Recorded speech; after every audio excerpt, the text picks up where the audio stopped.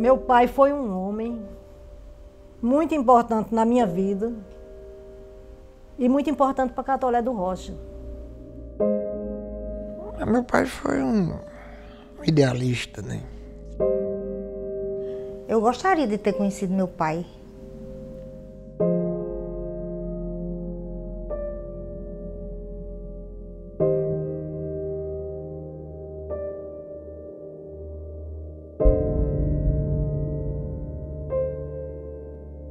E eu sinto uma revolta muito grande, muito grande. Então eu não posso ficar calado diante de um negócio desse e dizer, não, tudo bem, é assim mesmo. Não, não é não. Eu nunca falei a ninguém isso, mas hoje eu tenho que falar.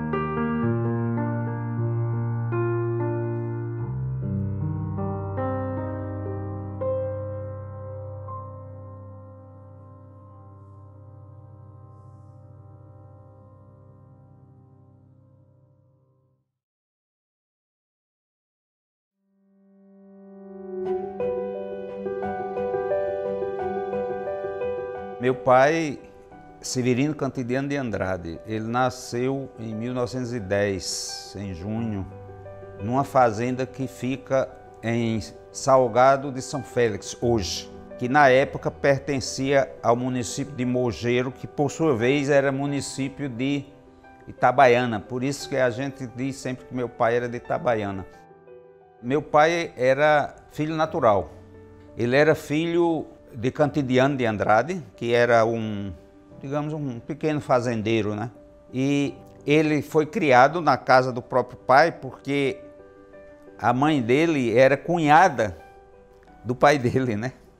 Ou seja, a mulher do meu avô engravidou e a irmã foi ajudá-la a criar o bebê. A irmã dela, que tinha ido ajudá-la, ou seja, a cunhada do meu avô, engravidou dele. Isso eu vim saber muito depois, porque isso ficou oculto durante muito tempo para a família. Porque na época ser filho natural era uma coisa assim que causava certa inquietação, digamos assim. Mas minha avó acolheu o filho da irmã e criou. Então meu pai foi criado na casa do pai dele e da tia dele, entendeu? Ele cresceu lá nesse sítio. Quando ele tinha a idade de servir o exército, ele veio aqui para João Pessoa e ficou e entrou no exército, né?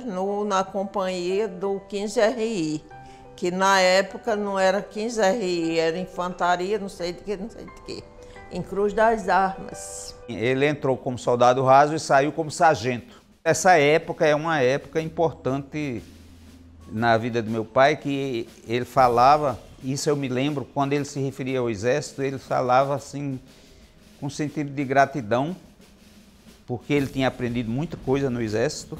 Me parece que dentro do próprio exército tinha cursos ou alguma coisa, como se fosse uma escola, para ensinar mais do que o pessoal que chegava sabia, né? Então ele tinha uma imagem muito boa do exército, por conta daquilo que o exército tinha dado a ele mesmo.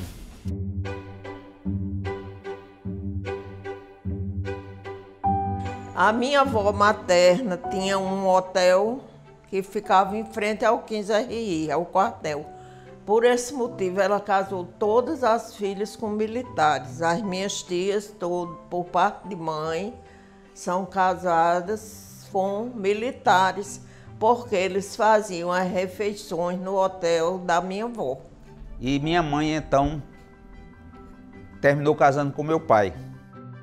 Maria do Carmo Gonçalves Chaves, o nome da minha mãe. Desse casamento, nasceu Selma, minha irmã, que é mais velha do que eu, 3 anos.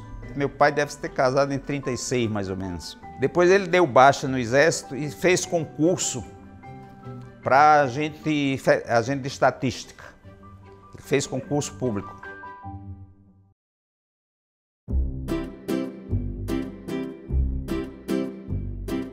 Quando meu pai fez concurso para agente de estatística, ele foi nomeado para Catolé do Rocha.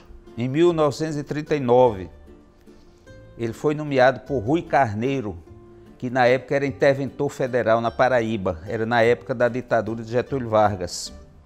Então, meus tios, por afinidade, os maridos das minhas tias, não queriam de maneira nenhuma que ele pedisse baixa do exército para ir assumir essa função em Catolé do Rocha, que na época não era federal, era municipal. Mas acho que foi o destino, né? Ele pediu baixa do exército e foi para Catolé do Rocha. Eu, na época, eu tinha 2 anos e meses e minha mãe estava grávida de Luiz. Minha mãe estava grávida de mim, ele foi na frente, porque ele não conhecia Catolé, etc. E depois de alguns meses, minha mãe foi para lá, grávida, para eu nascer lá. E os médicos, quando minha mãe teve minha irmã Selma, ela teve um parto muito difícil aqui em João Pessoa. E quando foi para ela ir para Catolé, o médico aconselhou que ela não fosse, que ela ficasse aqui até eu nascer, porque ele previa que o parto ia ser muito complicado. Como de fato foi. Ela foi grávida para lá, ela devia estar com 7 meses de gravidez, 6. Então, Luiz nasceu lá. Com o nascimento de Luiz, minha mãe morreu. Eu nasci às 7 horas da noite, do dia 30 de maio de 1940. Minha mãe morreu às 6 da manhã. Quando minha mãe morreu, então minha avó resolveu trazer a mim e a Selma, que estava lá com meu pai, com minha mãe, claro, trouxe nós dois para cá. Eu fiquei em Itabaiana com uma tia minha, morei até 6 anos de idade em Itabaiana, com uma tia minha. E Luiz ficou com minha avó até 5 anos. Quando meu pai veio me buscar, porque minha avó foi para o Rio de Janeiro e foi de navio, e ela tinha medo que o navio fosse afundado pelos alemães, era no tempo da guerra. E eu sei que meu pai veio me buscar. Ele veio com Selma, que na época tinha 7 anos, mais ou menos, e me levou para Catolé. Daqui para Campinas a gente ia de trem. Naquela época tinha um trem que fazia a linha, como se diz, daqui até Cajazeiras. Só que Catolé era muito contramão, porque depois de Pombal tinha o triângulo, né? E aí praticamente não tinha transporte. Você tinha que ficar esperando que passasse um carro em Pombal que fosse para Catolé, ou você pegava o carro, um caminhão em Pombal, ou se fosse daqui, que ia para Souza, Caseiro. Quando chegasse em Triângulo, você descia e tinha uma palhoça grande e uma casinha com uma bodega, e você ficava lá esperando que passasse um caminhão para você ir para Catolé.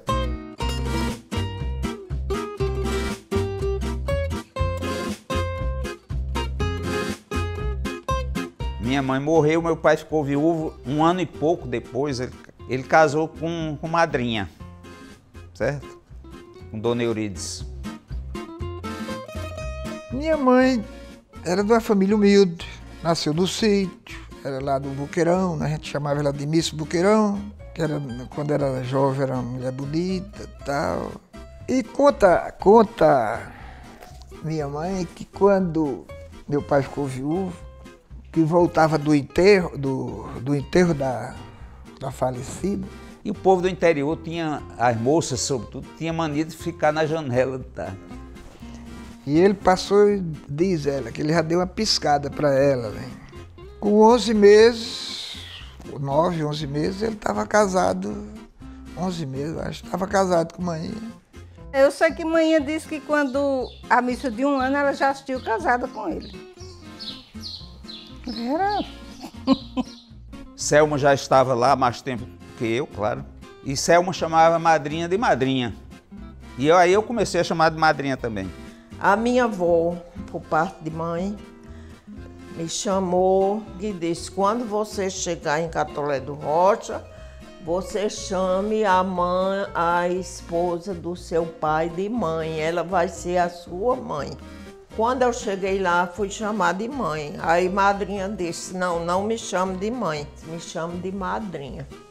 E quando eu cheguei lá, eu comecei a chamar madrinha também, lógico, né?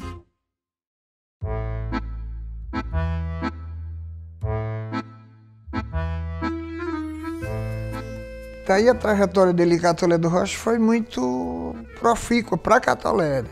E profícua também em termos de gente, porque ele fez muitos filhos. Quantos filhos? Nós éramos 12, né? No primeiro casamento, Painha teve 2 filhos. Logo depois ele casou com minha mãe e teve 9 filhos com minha mãe. E com o Zizi que ele levou para criar 12. O Zizi é sobrinho do meu pai. Ficou órfão de pai e mãe com 6 anos. Ele veio aqui, viu que ela estava sozinha e levou para morar lá em casa com a gente. Ele já tinha muitos filhos e levou mais essa sobrinha para morar. Então eu achei esse ato dele, que foi a adoção, um ato de cidadania. Que naquela época, com não sei quantos filhos, ele ainda fez esse grande ato, que foi levar uma sobrinha para morar com a gente. E que se ela hoje não está em condições de falar. E se ela pudesse, eu tenho certeza que ela ia enaltecer o tio dela, que ela chamava inclusive titio, com muito respeito e muita gratidão. Meu pai começou a ler história geral, ele gostava muito, gostava de comprar livros, de ler. Aí ele se entusiasmou com a história geral e começou a botar os nomes dos filhos, os nomes históricos. Aí botou Luísa Selma, que segundo dizem era uma rainha. Luiz Francisco, que segundo dizem também era um rei. Ele começou a botar Leni, Lenilda, aí começou a botar Tito Lívio, não, ele queria botar Lene em Tito. E tia Deus desse falou que era um nome de um comunista, não sei o que, aí Manhã não deixou. Aí ele botou Tito. Aí empolgou-se com os romanos, aí veio Tito Livre, Júlio César, Carlos Sila, Marco Aurélio, tudo nome de romano. Inclusive a Aldina era para se chamar Cleópatra. Aí não deixaram botar Cleópatra porque iam chamar a menina de Creopa. Ele botou a Aldina em homenagem à dona Aldina, que ele admirava muito, porque era uma mulher que lá em Catolé era uma cultura, né? Era uma mulher que gostava de ler, que era uma professora formada, que tinha uma reputação de intelectual na cidade. E meu pai, inclusive, todo dia que vinha, ficava na balustrada conversando com Dona Aldina, né? Que eram as duas inteligências da cidade que se encontravam ao cair da tarde para conversar. Aí depois debandou, aí só os homens que viram. Depois foi Sônia, Ieda. Ieda foi Manhã que botou, né? Ela tinha raiva porque as freiras chamavam ela de Severina, né? Porque não era o nome dele, né? Era Severino Cantiliano. Aí a senhora Severina, ela tinha ódio, ela chegava em casa chorando. Então, nesse contexto todo, nós ficamos em casa em 12 irmãos, consideramos todos 12 irmãos. E minha mãe teve que dar conta desse rebanho.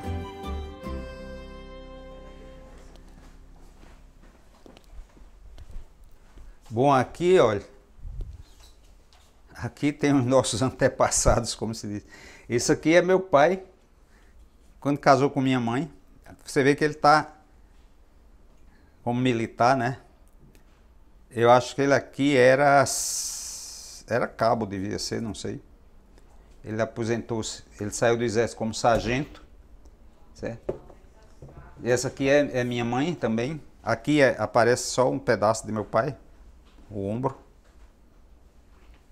Minha mãe casou com 17 anos, morreu com 22. E aqui é meu pai, a última foto que ele fez antes dele morrer. Essa foto lá em casa todo mundo tem. Meu pai, ele saía de manhã para trabalhar, vinha, almoçava, saía para trabalhar, chegava tarde. E meu pai era uma pessoa, pelo menos comigo, a lembrança que eu tenho, ele não era uma pessoa de demonstrar muita afetividade, não era assim de manifestar aquilo que ele sentia, pelo menos, né? Ele era uma pessoa íntegra, foi uma das pessoas mais inteligentes que eu já vi. Ele tinha muita personalidade e ele tinha uma liderança que eu acho que essa liderança dele fez Catolé crescer. Ele gostava muito de música, de esporte, de dança, carnavalesco. Eu ouvi falar muitas coisas, assim, eu só ouvi coisas boas, né? Tanto de minha mãe como dos outros, das pessoas de Catolé. Ele tinha, assim, um cuidado com a família, né? Ele era o provedor, ele era aquele cara que tinha os filhos dele e ele cuidava dos filhos. Embora não fosse aquele paizão amoroso que se manifestasse isso, mas ele manifestava de outra forma, né? Cara também inteligente e gostava de brincar. Eu me lembro que minha mãe uma vez me mostrou um papel. Eu, Eurídice Ferreira de Andrade, autorizo o meu marido a ir à festa, não sei o que, tudo. Ele mandou ela assinar. Assina aí, Eurídice. Ela pensava que era qualquer documento, assinou, né? Aí ele saía mostrando aos amigos, né? Aí minha mãe guardava, ainda tinha esse negócio. Eu acho que ainda tem ainda guardado. Papai se dava com todo mundo. Papai era conhecido por ser um cara amigo de todo mundo, cordial, tinha um senso de humor apurado, era brincalhão. Em casa ele era mais sério, mas se você quisesse ver meu pai e o outro lado dele, era ver ele na rua, na calçada, conversando com o povo, ele só contava piada, era bem brincalhão. Era muito dinâmico, muito pontual. E tudo isso eu acho que ele adquiriu no Exército, porque ele veio da roça, né? E ele era sempre assim, era muito estudioso, gostava muito de ler, tinha uma letra magnífica, bem delineada. Mas era patriarcal, era rígido, era austero. A gente temia Painha. Quando ele olhava, você tinha que baixar a cabeça. O respeito era grande. Até hoje, né? E era isso aí, ele era um sujeito bem dinâmico. Puxou a mim. Eu puxei a ele, né? Será?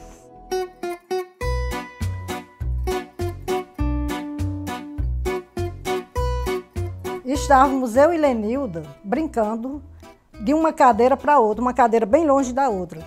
Aí a gente corria e dizia, maninha, painha, maninha, painha. Maninha não gostou. Aí disse, vamos acabar com essa história, para chamar mamãe e papai. Mas a gente não atendeu. Continuou chamando maninha e painha. Não é nem painho, é painha. E ficou até hoje. Ele não deixava de jeito nenhum a gente ficar sem vacina. Ele mesmo vacinava todos os filhos. Todo ano ele vacinava a gente tudinho, mas era tanta carreira lá em casa. No dia que ele ia vacinar. Hoje, né, com a minha maturidade, eu admiro como aquele homem daquela época, ele dava tanta importância à prevenção e à promoção à saúde. E tinha uma coisa interessante que ele fazia, ele dizia, hoje vocês vão tomar um remédio e não vão para o colégio amanhã. E a gente tomava e não ia para o colégio no outro dia porque ia fazer o efeito, né? Que doía a injeção, viu? Contra febre tífica. Ele vinha em João Pessoa e levava. O Campina, eu sei que ele levava para todo mundo. E eu me lembro que uma vez ele estava doente, assim, febril. Por que Painha está doente, mãe? Isso é porque ele se vacinou ele próprio na barriga e ficou febril, mas passa já. E a gente, ele aplicava, pega um, pega outro, e se corresse era pior, porque pegava mesmo e acabou-se. Eu sei que ele mandava a gente ficar na fila e vacinava todos os filhos, ele mesmo. Eu acho isso de uma beleza admirável. Naquela época, onde não se fazia campanha de vacina nem nada, esse homem tinha essa visão de prevenção. É por isso que eu admiro tanto meu pai.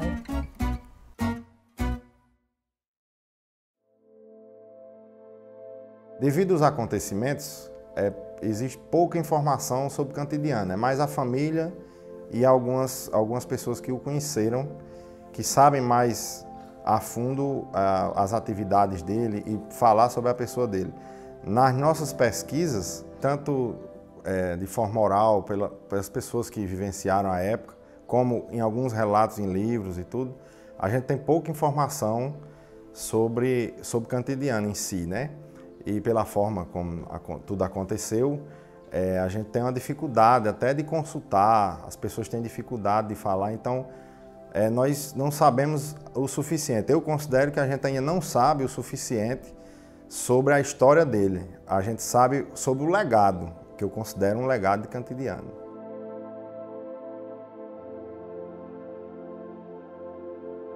Ele veio para Catolé através do IBGE, né? E ele conseguiu socialmente se enquadrar como um grande articulador cultural, né? E também na administração do município ele tinha boas relações com prefeitos, com políticos, com pessoas da sociedade. Então ele também era maçom. Isso tudo criou uma conjuntura que Cantidiano fosse uma pessoa influente na cidade, tanto socialmente como culturalmente. Era um grande articulador cultural, um movimentador, e ele estava presente nos eventos, na produção de eventos, na organização de eventos, tanto políticos como sociais, como no dia a dia da cidade também. Era alguém influente que as pessoas ouviam, né? Meu pai era uma pessoa muito querida na cidade. Ele era juiz de futebol, foi o primeiro cara que chegou com um juiz de futebol verdadeiro, aquele apito de juiz de futebol, que ele levava do exército. Aí quando ele veio aqui em João Pessoa, ele comprou um igual para ele apitar jogo lá em Catolé, para ele dar aula no Colégio Francisca Mendes. Papai foi quem organizou a primeira banda de música de Catolé do Rocha. Ele vinha sempre a João Pessoa. Quando ele vinha, ele comprava instrumentos, comprava fardas, assim, sempre muito empolgado com essa banda. Ele levou até um maestro para Catolé. Eu me lembro que toda noite eles iam ensaiar lá no mercado, ensaiando. Aí algumas pessoas de Catolé que eram músicos, né, aí se tornaram da banda. Então ele inventava muita coisa para... Não é à toa que ele foi o primeiro presidente do Círculo Operário, ele construiu aquele prédio do Círculo Operário. O Círculo Operário é uma associação beneficente de inspiração católica, de operários, né, dos trabalhadores. Que existia no Brasil todo, né, e ele levou para Catolé do Rocha, foi o fundador, que até hoje está lá como chama Colégio do Fabiano, né. Ele, quando for fazer a escola do Cajueiro, doutor Fábio, que era o encarregado, pediu para ele tomar conta. Então ele que fazia de feitor, de mestre de obra, não mestre de obra, mas todo dia ele ia para lá para ver se estavam fazendo direito, né? Tinha o 7 de setembro e era de praxe todos os colégios baixaram. Quer dizer, só tinha mais o Colégio Francisca Mendes mesmo. Como era um colégio muito tradicional, aí ele foi convidado para dar Ordem Unida.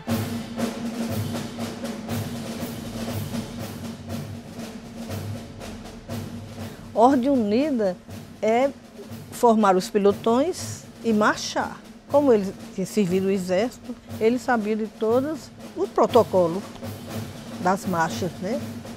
Ensaiava com todas as alunas, ia marchar. Passou muitos anos dando Ordem Unida no colégio. O valor que ele dava ao estudo, apesar que ele não tinha estudo, mas ele era um cara que naquela época comprava livro pelo correio, de direito, que ele era rábula, ele advogava também para aqueles pobres coitados que não tinham dinheiro, ele ia defender os caras, briga de terra, essas coisas, né? Meu pai lia muito, e então essas pessoas que liam muito e tinham direitos adquiridos, eles podiam exercer a função de rábula, que era a função de advogado.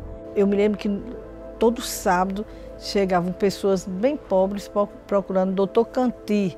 Eles não chamavam doutor Cantidiano, eles chamavam doutor Canti. Achavam que pai era um advogado mesmo e chamavam o advogado dos pobres. Não me chamo doutor não, que eu não sou doutor.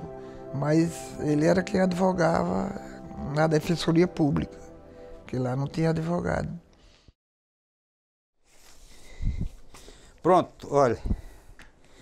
Isso aqui era do Círculo Operário. Olha papai aqui. Ele era presidente do Círculo Operário, que é Chico Grangeiro.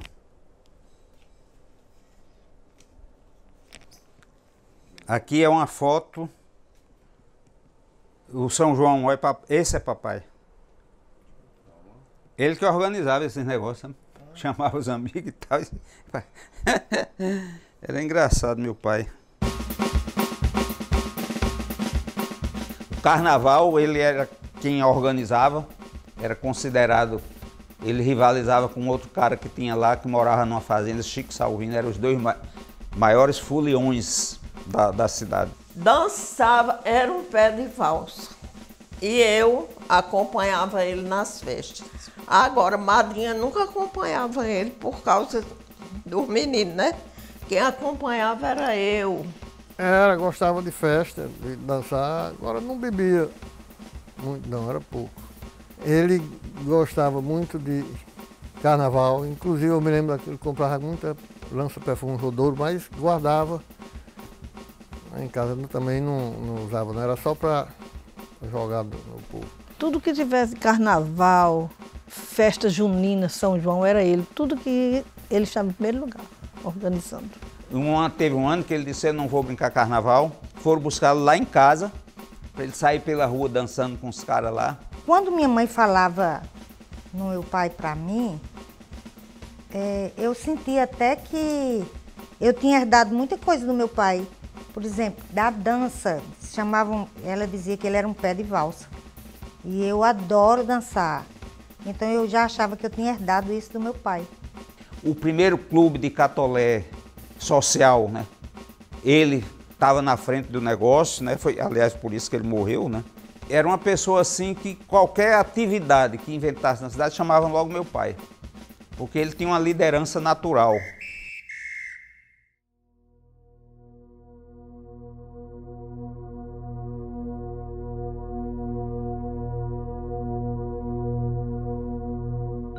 Algumas pessoas até acham que ele fundou a maçonaria, mas nos documentos da loja maçônica que leva o nome dele, e por isso ele é o patrono da loja, Cantidiano de Andrade, aqui de Catolé, ele fazia parte, vamos dizer, de uma turma de maçons. Nessa época, a primeira loja maçônica da cidade já não existia, estava adormecida. Eles iam a reuniões da loja maçônica em Patos, e aí Cantidiano, com Ezequiel, com Paulo de Brito, alguns outros maçons desta época iam a reuniões em lojas de cidades vizinhas e eles estavam planejando fundar uma nova loja aqui em Catolé. Porque você, para fundar a maçonaria, tem que ter no mínimo 3 maçons sejam mestre maçom para fundar a maçonaria. Mas Cantidiano não chegou a fundar a loja. Já estava quase tudo programado já para dar início à abertura da fundação da maçonaria quando ele morreu.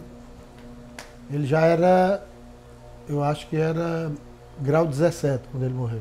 A loja depois ganhou, na sua fundação, o nome em homenagem a Cantidiano de Andrade.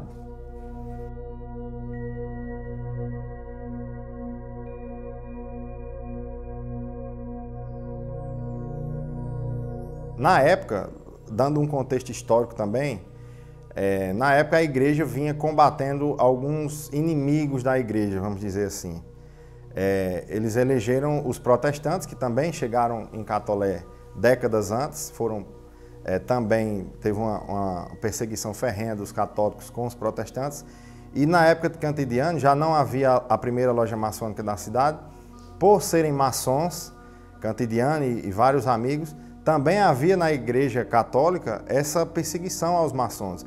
Embora nós sabemos que o contexto hoje atual é totalmente diferente, as pessoas já têm uma visão diferente sobre a maçonaria. Mas à época, na década de 50, você se reconhecer, declarar maçom e ser católico não era bem visto por alguns religiosos, né, da época, padres e até pessoas da igreja, né, da comunidade católica. Foi outra confusão. Os padres que estavam na época se revoltaram. Por isso ele era bem excluído da igreja, que naquele tempo os vigários eram Padre João e Padre Zé. A gente, nesse tempo, morava na casa vizinho à igreja, que pertencia ao Círculo Operário, onde meu pai era presidente. E ele gostava de passear com a gente no patamar da igreja. E o padre, eram 2 padres lá, e ficava gritando lá, chamando meu pai disso, daquilo lá, se retirasse do patamar da igreja, porque ele era maçom. Alguns religiosos tomavam isso como um afronto. Tem uma igreja aqui tão perto e a fé católica tão forte, e você vai a Patos, 100 quilômetros, 150 quilômetros para assistir uma reunião da maçonaria.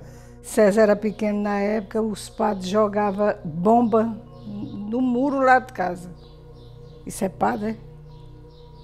César tinha susto, que tinha desinteria de obrar sangue, manhã tinha tanta raiva.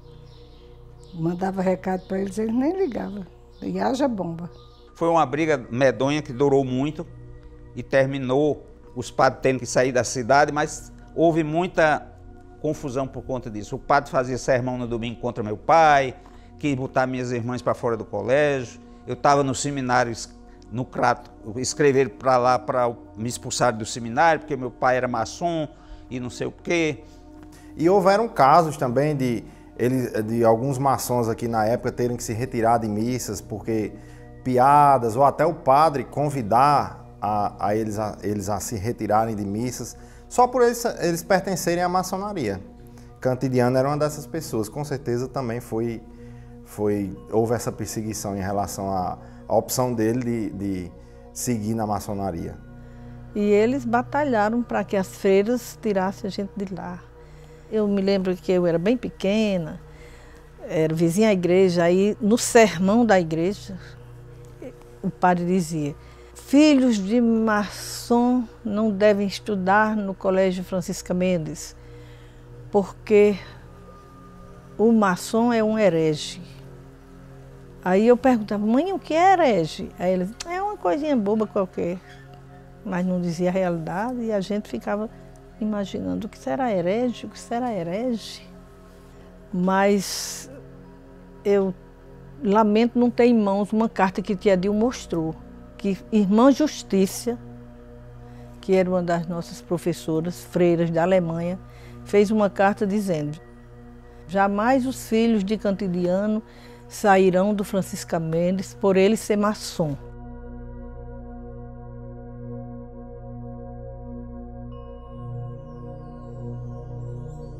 Mas, enfim, terminou que meu pai ganhou a parada, de certa forma, porque eles tentaram tirar meu pai de Catolé, transferir para outro canto, mas não conseguiram, porque os maias ficaram do lado de papai, né?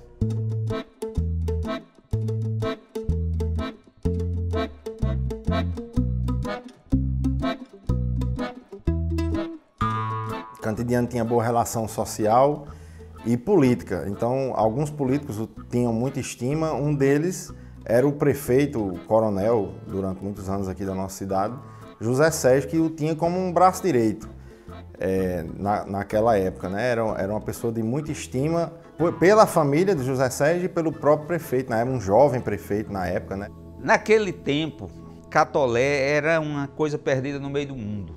Então, é como diz, quando você está num descampado, você procura a árvore que lhe dá sombra, entendeu? É natural. E em Catolé, quem tinha poder para tudo eram os maias. Então, quando o papai chegou em Catolé, eu acho que ele foi cooptado por esse pessoal. Eu penso, isso é uma análise que eu faço, porque, primeiro, eles viram logo que o papai era um cara muito inteligente. Ele não era um homem de muitos estudos, porque não pôde ser, mas ele era muito inteligente. E era um cara muito dado com todo mundo. Papai não era de briga, ele se relacionava bem com todo mundo. E segundo, ele ocupava um cargo que lá naquela época era um cargo importante, que era agente de estatística e era quem cuidava da Caixa Rural. A Caixa Rural era como se fosse a Caixa Econômica hoje. Eu acho que Painha mostrou-se muito solidário e Zé Sérgio se sentiu bem ao lado dele, no trabalho, e eles foram muito amigos. Então ele era muito amigo dos maias. Zé Sérgio, pouco antes de morrer, aqui em João Pessoa, ele morreu em Recife, mas antes de ir para Recife, ele me disse: seu pai foi o maior amigo que eu tive. Cantidiano foi um grande amigo de José Sérgio. Quando José Sérgio assumiu a prefeitura de Catolé pela primeira vez, nos idos de 1951, 1952, tinha em Cantidiano um auxiliar direto. Era o seu braço direito. Foi Cantidiano que implantou aqui os primeiros passos para o desenvolvimento, o aproveitamento da cultura regional. Foi Cantidiano que criou a banda de música 7 de Setembro. Foi Cantidiano de Andrade que incentivou os grupos folclóricos populares. Foi Cantidiano que ajudou José Sérgio a dar início ao processo de transformação da cidade de Catolé do Rocha. Eu morava no bairro dos Estados ali, e eu todo dia na padaria Acre Pão. E um dia eu estava lá conversando com um rapaz lá e falei em Catolé. Tinha um sujeito assim numa mesa. Aí ele falou, você é de Catolé? Eu digo, sou. Disse, você é de que família? Eu digo, eu sou dos Andrade. Que Andrade? Eu disse, sou filho cantidiano de Andrade. Ei, rapaz, eu sou filho de Zé Sérgio. Meu pai era muito amigo de seu pai, não sei o quê. Por sinal, tem um jornal que ele deu uma entrevista em Campina Grande, onde ele fala que seu pai foi o maior amigo dele. Aí depois ele me trouxe esse jornal. Tá aqui o jornal, velho. Dá licença que eu vou ler. Segundo Milton Nascimento, amigo é para se guardar no lado esquerdo do peito. E é verdade. Geralmente os grandes homens têm poucos amigos, ou melhor, sempre têm muitos inimigos. Zé Sérgio, segundo suas palavras, teve um grande amigo, hoje falecido. Fora assassinado. Chamado Severino Cantidiano. Era agente da estatística. Era um grande amigo, muito importante. Muitas vezes aceitei suas sugestões políticas. Era um homem sério, respeitador, companheiro de fé. Na verdade, posso dizer que foi o meu melhor amigo. Cantidiano atuava como um grande assessor, digamos assim. Naquela época, a divisão administrativa, a organização, não era tão específica como hoje. Então, Cantidiano era um homem de confiança dentro da administração do prefeito Zé Sérgio, que nisso tinha várias funções administrativas de auxiliar, secretariar, até produzir e organizar um evento, como foi o caso do evento na prefeitura, onde houve o problema com Cantidiano.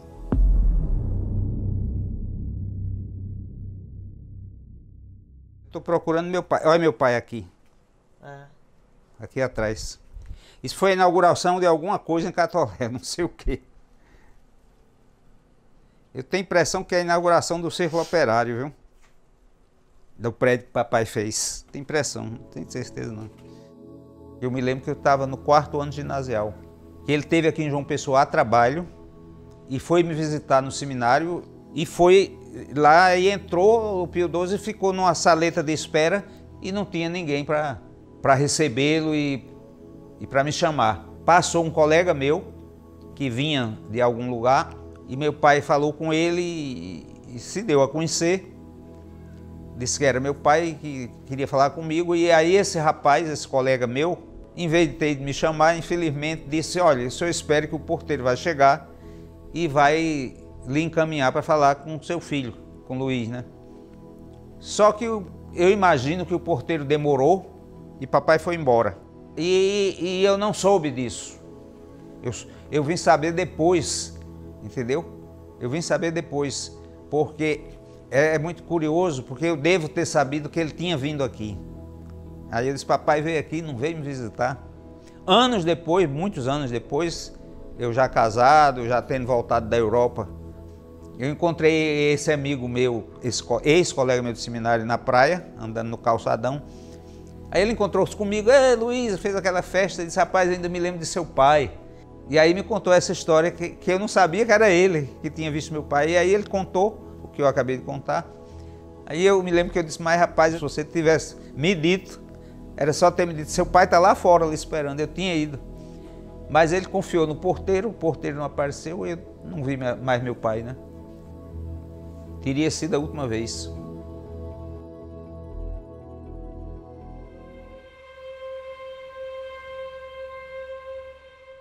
No dia 9 de setembro de 1956, Ia ter uma festa de comemoração das bodas de prata do João Sérgio Maia, irmão do Zé Sérgio e de Chico Sérgio.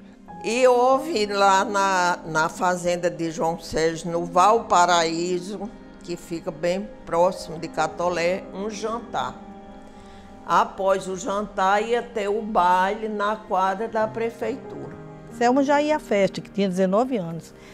Eu tinha completado 13 há pouco tempo. Aí eu disse, painha, deixa eu ir.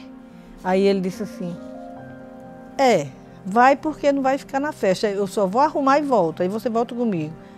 Aí eu fiquei, foi o dia mais alegre da minha vida. Eu me lembro que fui caçar uns sapatinhos com meia, vesti um vestidinho e fiquei pronta para ir. E fui.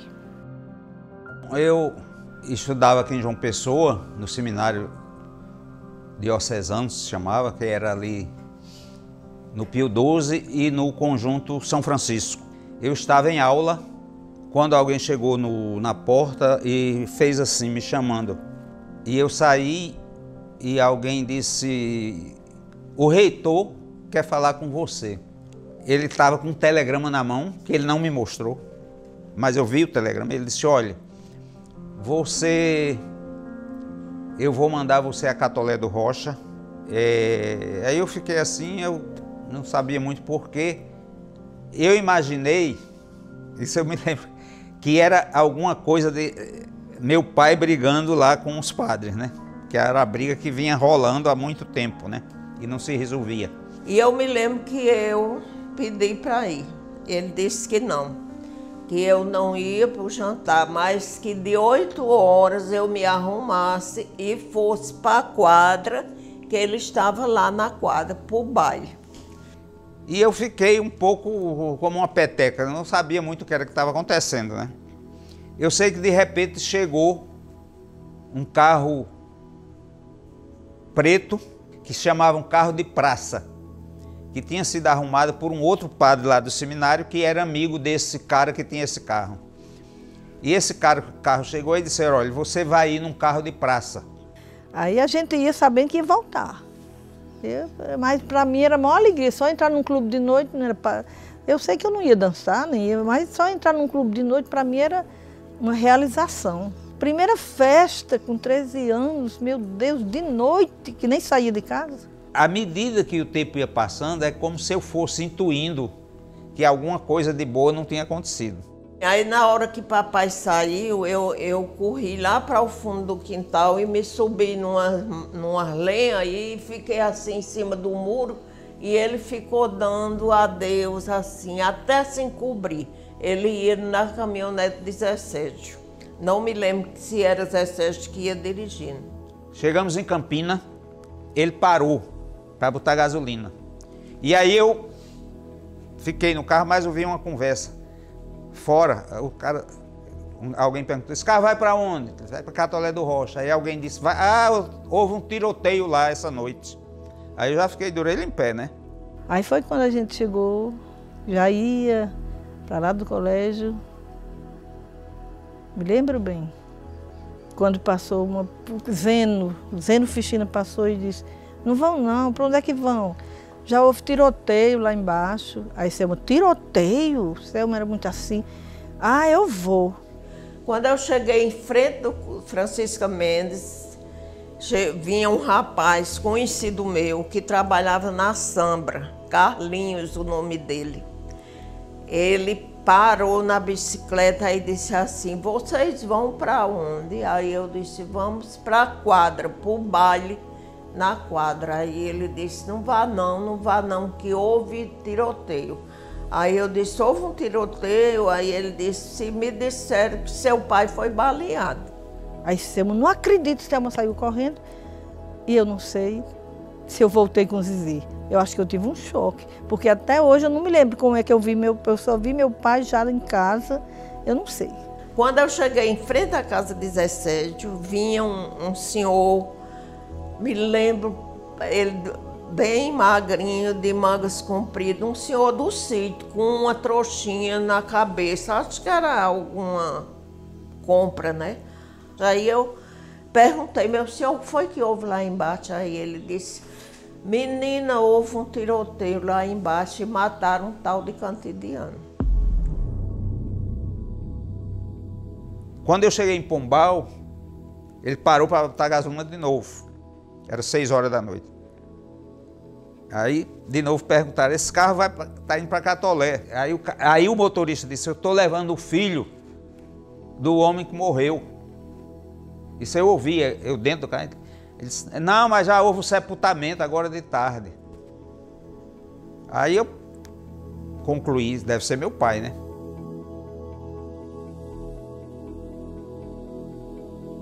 Vamos voltar, Selma, para casa, vamos voltar. Eu disse, não vou voltar, eu vou. Eu corri, quando eu cheguei ali, perto da casa que era de Popó, o exército já tinha isolado aquela área, já estava cheia de corda e o pessoal do exército, tudo de prontidão lá, e eu fui passar por debaixo da corda. Agora isso eu gritando, sapato, não sei onde ficou, e me pegaram, os soldados me pegaram, menina, não pode passar. Eu disse, é meu pai. Disseram que meu pai está baleado. Aí eles me pegaram e botaram dentro de um carro do exército. Aí disseram, vamos lhe deixar em casa. E eu gritando. Quando eles subiram comigo, aí eu me lembro perfeitamente quando passou o jipe da Sambra por a gente e os pés de papai, assim. Parece que eu estou vendo ele deitado no banco de trás, né, já morto, e os pés dele assim para fora. Alguém passou e disse, olha, não vá não, seu pai vai morto, olha, esses pés dele vai nesse jipe. E era o jipe da Sambra, lá perto lá de casa.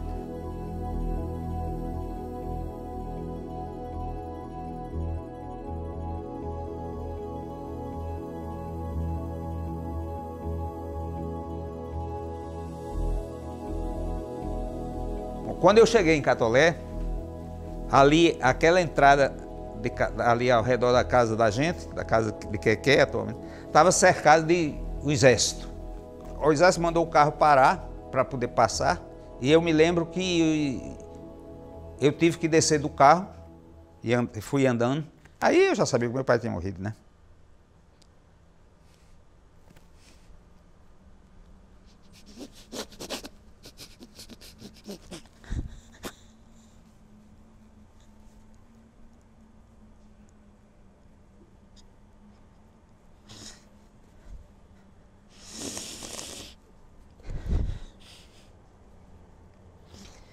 É impressionante. Depois de tanto tempo.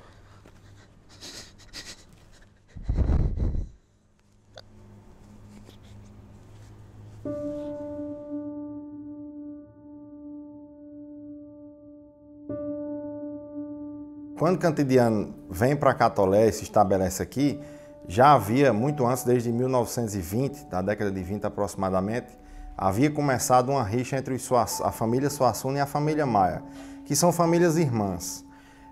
Suassunas e Maias têm laços familiares de longa data, apadrinhamentos. Suassunas casaram com membros da família Maia, geraram descendência, então são famílias irmãs.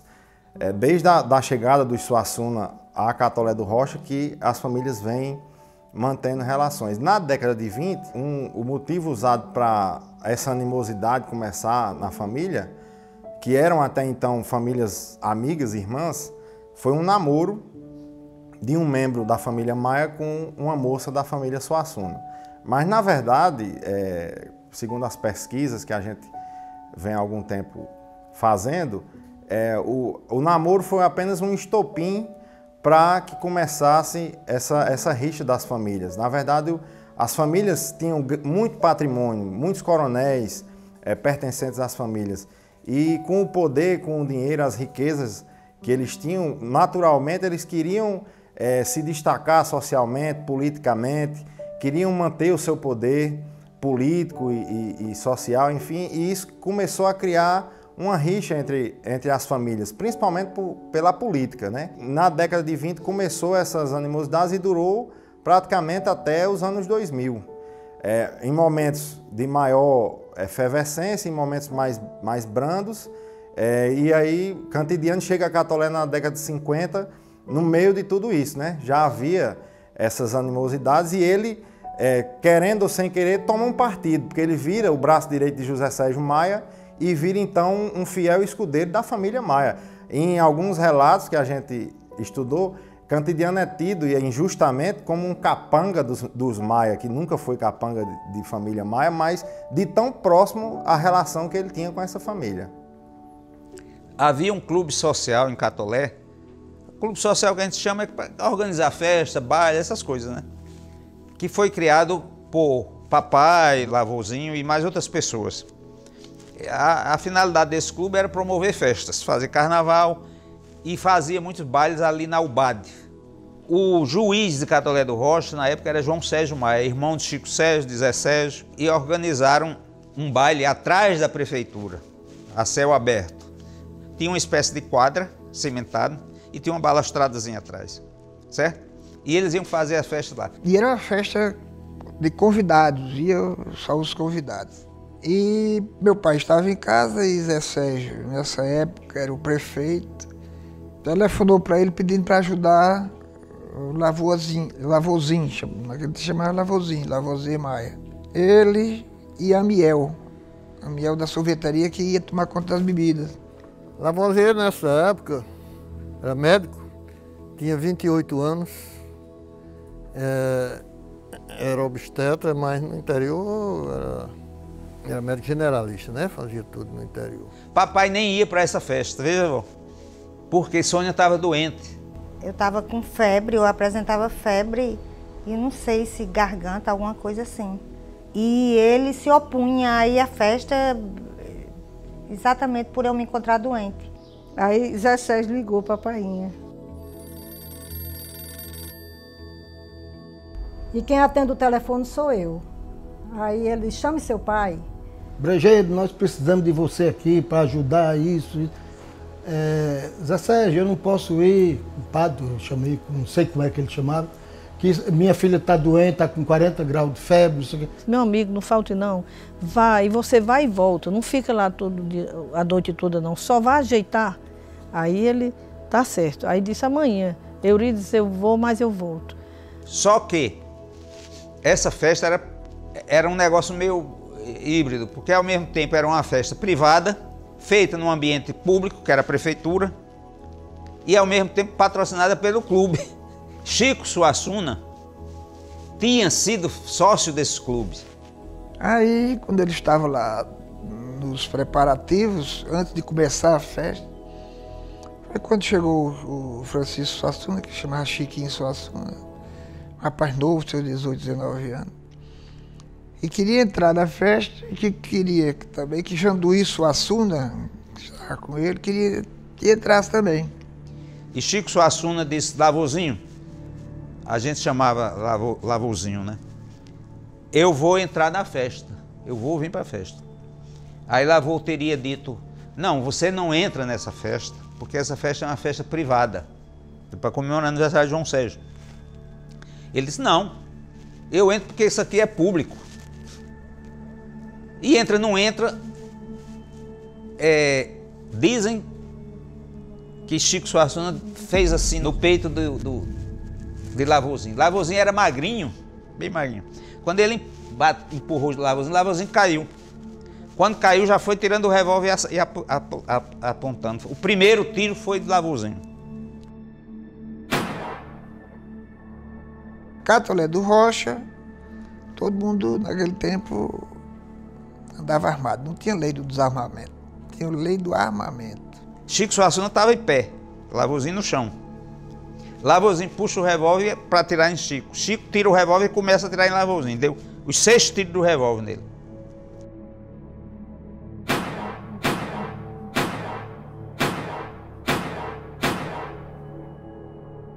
Papai, que estava em pé, no primeiro tiro, quando viu Lavozinho no chão, quando Chico empurrou, que ele caiu. Essa versão é a versão que Edil me contava. Papai se abaixou para levantar Lavozinho. Foi quando Lavozinho atirou. instintivamente ele tirou, foi uma sincronização infeliz, né? Que ele tirou para tirar em Chico, mas pegou em meu pai.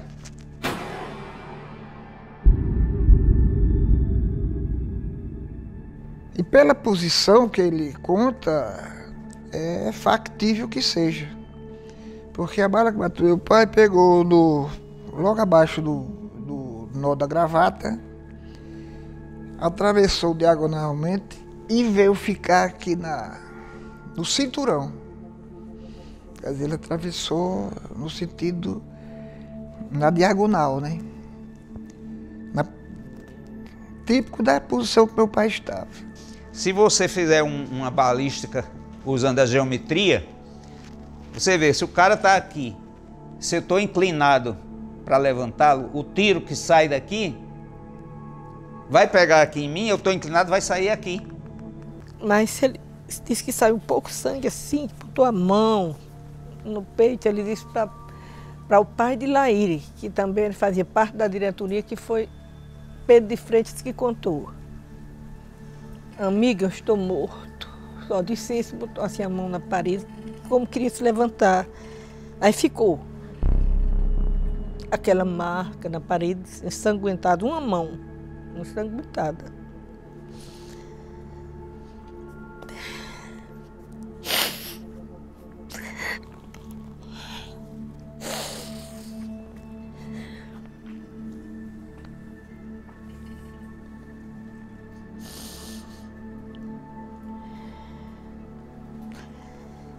A gente passava, eu me lembro. Se eu passava com Aldino ou Leni, a gente ia até lá e olhava, a gente venerava aquela mão. Mas quando eu passava sozinha, eu virava o rosto. Eu não queria ver. Sozinha eu não tinha coragem. Quando eram nós três, a gente olhava. E até hoje eu me pergunto, por que tanto tempo aquela mão ficou, ninguém limpou. Ninguém imaginou que a gente vendo sofria. Ninguém. Eu passava, virava a cara, eu não olhava não. Quando eu me casei, que eu fui embora, ainda tinha a mão lá, eu ainda via, mas eu não olhava não. Foi muito triste.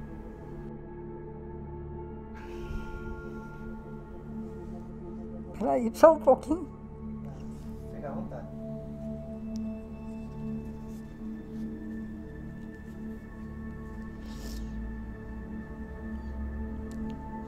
Então o que nós sabemos é que Chiquinho saiu baleado gravemente, Lavoisier saiu baleado gravemente e Cantidiano morreu praticamente na hora.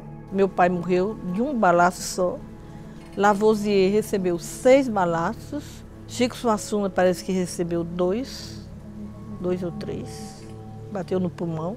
Houve um momento de muita tensão na cidade, a cidade do interior, muito pequena. Na década de 50, 2 famílias trocam tiros num evento social, né? Antes mesmo do evento ter começado. Houve aquele alvoroço todo, né? Foi o exército lá, ficou Catolé cercada, porque disseram que ia haver uma guerra entre o Suassuna e os Maia, não sei o que lá. E só via policial na rua, né? Cheio, ninguém entrava, todo carro que entrava era revistado, aquele negócio todo. A influência das 2 famílias era tão grande que eles foram transferidos para outras cidades para se tratar os feridos de avião. Um capitão do Exército, que na época estava destacando aqui, do Batalhão de Engenharia de Pombal, o capitão Sosígenes, que hoje inclusive é homenageado com o nome de um bairro aqui na cidade, ele conseguiu esse avião para levar Lavoisier Maia até o Recife. Pessoas voluntários foram fazendo transfusão sanguínea para salvar a vida de Lavoisier. Da mesma forma, um médico local, o Dr. Benjamin, também muito influente, casado com uma filha de um Maia, a esposa dele é Maia também, tratou de Chiquinho Suassuna, que também teve que ser transferido. Eles ficaram gravemente feridos, foi uma troca de tiro muito violenta. Meu pai baleado, levaram para a calçada da farmácia. que tia Dil foi lá e ele ainda olhou para tia Dil lá. Eu acho que ele morreu muito aperreado, pensando nos filhos, na mãe e nos filhos, sabe? Eu me levanto, aí manhã diz assim, pertinho, chegou aqui e disse que seu pai foi baleado e Lavô morreu. Manhã falou. Aí Sônia estava dormindo, né? Aí eu já fiquei preocupada. Aí manhã ficou para dentro e para fora, aí liga para Dona Aldina Almeida. Aí Dona Aldina diz assim, comadre, seja o que Deus quiser. Ela já sabia que o pai ia ter morrido. E até hoje eu não sei, eu não vi nesse dia a reação de manhã, porque eu acho que houve um bloqueio em mim. Eu não quis ver ela sofrer. Até hoje você me pergunta, você viu, se lembra de sua mãe, alguém dando a notícia à sua mãe? Eu não me lembro.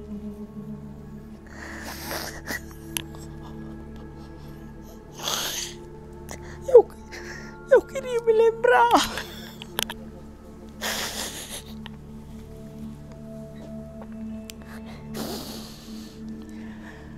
Eu nunca falei a ninguém isso, mas hoje eu tenho que falar.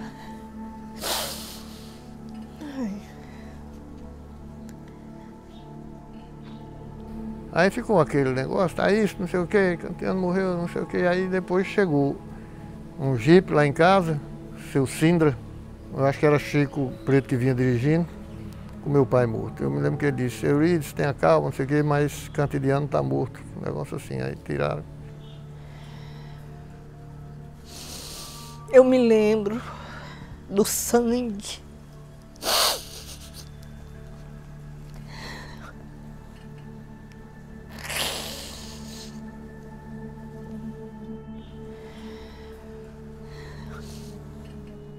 Trouxeram meu pai, tiraram do jipe e colocaram no chão, no terraço lá de casa, enquanto providenciavam uma cama na sala central para colocar meu pai. Aí quando eles puxaram assim papai, a bala caiu nos meus pés.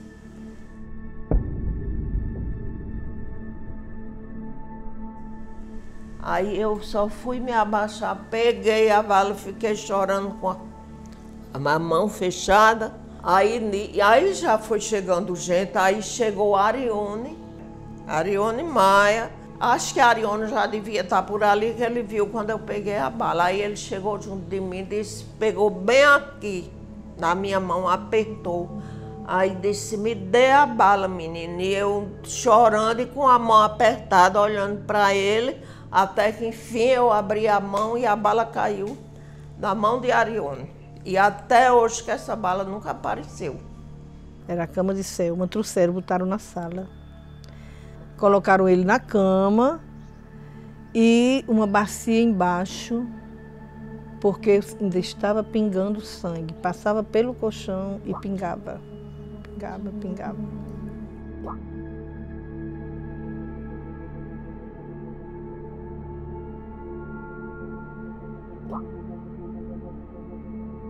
No dia seguinte foi horrível.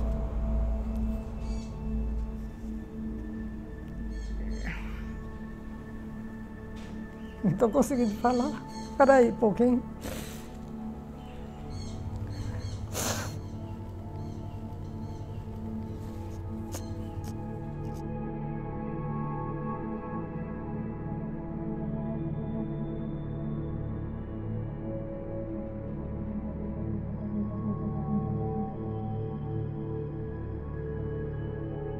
O velório foi em casa.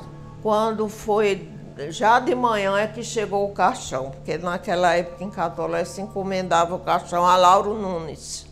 Eu brinco com Selma, eu costumo brincar com Selma e com Lenilda e dizer assim, vocês podiam deitar numa rede e chorar.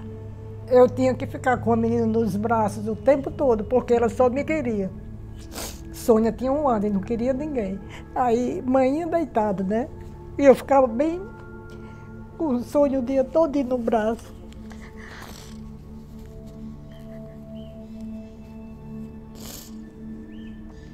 Luiz não estava presente, Luiz chegou depois. Quando Luiz chegou, o enterro já tinha acontecido, né? E eu sentado, aquilo para mim era uma festa, sei lá, sentado na balustrada lá da casa da gente, a banda de música toda se preparando para tocar no funeral, né? Isso aí que eu me lembro. Não deixaram o meu corpo do meu pai entrar na igreja. Por o fato do meu pai ser maçom, quando o cortejo chegou na igreja para entrar, eles fecharam a igreja. Quando eu cheguei, papai tinha sido sepultado, esperaram até 5 horas para ver se eu chegava, né? Não puderam esperar mais porque papai tinha morrido na noite anterior e tinha sangrado, perdeu todo o sangue, né? Perdeu todo o sangue. E madrinha estava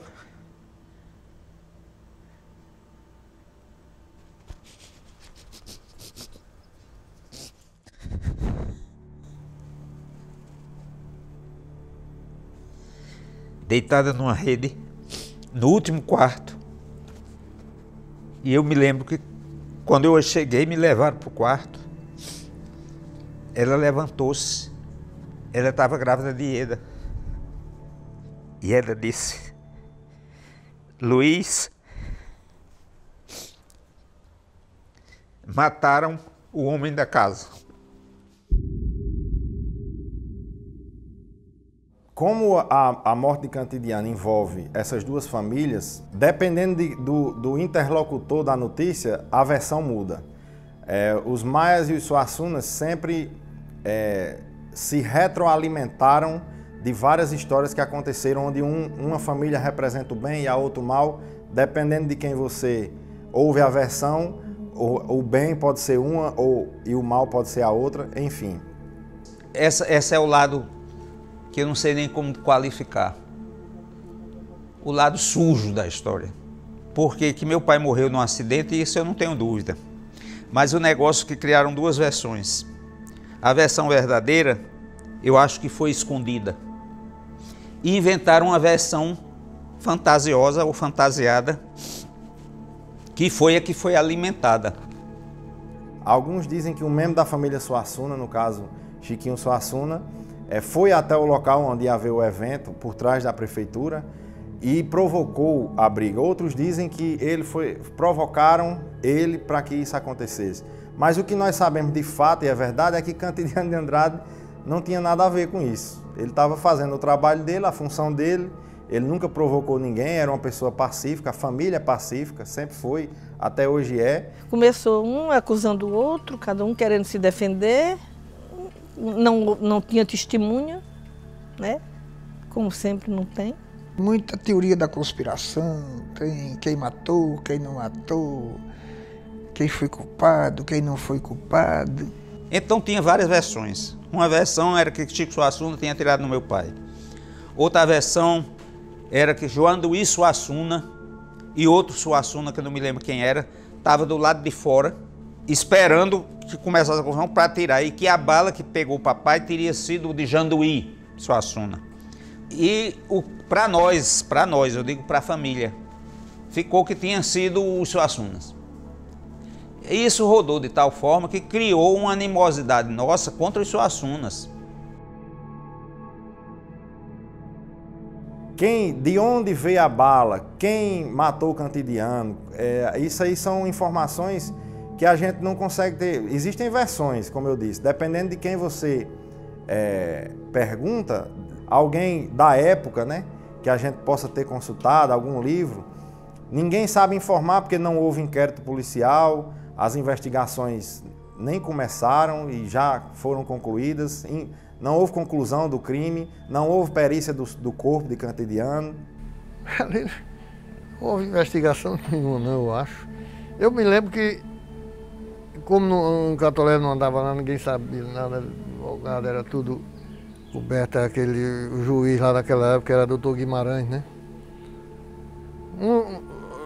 Deve ter ganhado alguma coisa por lá, porque naquele tempo o salário de um juiz não chegava nem a metade de um salário de um funcionário do Banco do Brasil. E ali os cabas deram alguma coisa, porque ninguém fez nada. Aí Edil descobriu que Chico Suassuna e Lavô, sem se combinarem, tinham comprado o juiz para não levar dentro do processo, para não haver júri. Dr. Guimarães, ele deu um parecer dizendo que tinha sido apenas uma rixa e que dessa rixa saiu ferido uma pessoa. Ferido uma ova, meu pai morreu, né? Se não me engano, ainda existe só o número do inquérito aberto em 1956 e acabou. Não tem inquérito nenhum. Eu acho até porque naquela época existia também aquele coronelismo, né? Aqueles mandantes em Catolé. Ninguém nunca se interessou em saber o porquê e assim, da morte. Eles queriam saber só deles mesmos. A morte de Cantidiano em si já foi uma vergonha para ambas as famílias. A família Maia, que era a família amigos, eram amigos de Cantidiano. Também, com certeza, os Suassuna, amigos de Cantidiano. E uma briga entre eles causar a morte de alguém inocente, que não tinha nada a ver com aquilo. Para eles, com certeza, na época foi uma grande vergonha. E não houve interesse, acredito eu, de seguir investigações, porque o desfecho disso não ia beneficiar nenhum dos lados. Eu hoje, certeza, eu só tenho que você estar na minha frente. Porque a certeza é difícil de você ter de uma coisa. Agora, convicção eu tenho. Porque a convicção você vai jantando as pontas e faz o nó. Eu tenho convicção que Lavozinho foi do revólver dele que saiu a bala que matou o papai. Agora, ele teve culpa? Não. Foi porque quis? Claro que não. Quer dizer, o que se acha que, matematicamente falando, a bala que feriu o meu pai foi desferido do revólver de Lavoisier. Porque se Lavoisier levou 6 tiros, levou todos os tiros do revólver de Chiquinho Suassuna. Eu digo que se Lavô estava no chão caído e papai inclinado, nada mais natural que se eu estou assim, a bala que vem daqui, pega aqui e sai aqui. Não podia papai de costa, levantando Lavoisier, o tiro ter vindo de Chico Suassuna. Chico Suassuna estava em pé, atirando em Lavozinho que estava no chão. Se tivesse saído do revólver de Chico Suassuna, tinha pegado nas costas de papai. É lógico, isso não precisa ser muito inteligente para saber. O ano passado, Fabinho Maia, filho de Dona Idália, eu estava na casa dela, num jantar, e ele disse: Luiz, eu perguntei a Lavozinho, Lavô, foi você que matou Cantidiano? Aí ele disse: pode ter sido, mas não foi por gosto não. Eu fiquei calado porque tem coisa que é melhor não responder, né? Mãinha viúva, pobre, com 12 filhos. Mãinha foi a maior heroína da história todinha, porque eu não sei como é que ela conseguiu, porque além de tudo estava grávida de 5 meses de Ieda, né? Foi um período muito difícil e que madrinha ficou em muitos pontos dependendo da ajuda dos outros. Eu me lembro de uma passagem muito triste que minha mãe comprava carne a um machante e a gente ia buscar essa carne uma vez por semana, parece que era no sábado. Aí o cara falou: diga à sua mãe que eu não posso mais vender carne para ela não, que ela já está devendo demais. Aí a gente voltou. Ai, mãe, não tem carne não, que a senhora está devendo demais. Lá ele disse que não... Ela me contou muita coisa. Uma das coisas que ela me contou, ela disse: Luiz, você não estava aqui. Você não sabe o que eu passei.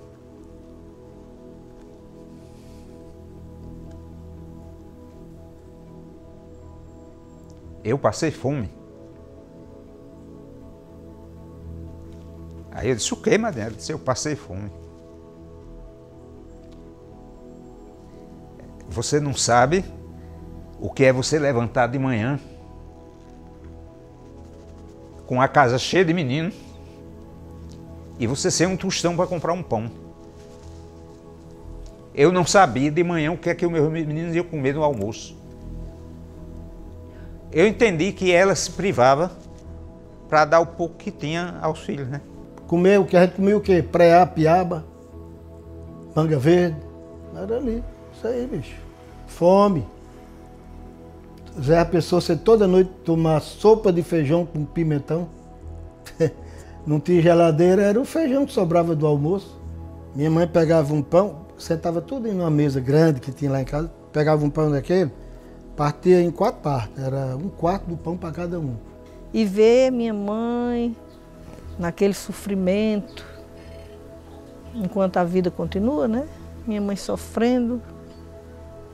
para realizar, concretizar o sonho do meu pai. Eu não conheci meu pai, minha mãe estava grávida, né, de 5 meses de mim. Eu fui a única filha que ele não pôde colocar nos braços. Minha mãe foi meu porto seguro, né?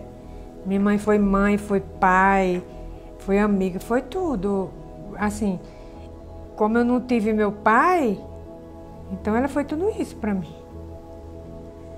E, assim, eu não tenho muita condição de falar sobre ela, não.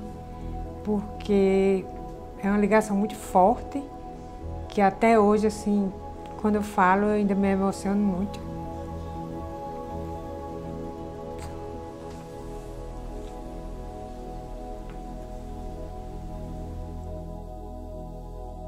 Quando o pai morreu, a gente ficou de luto durante 1 ano.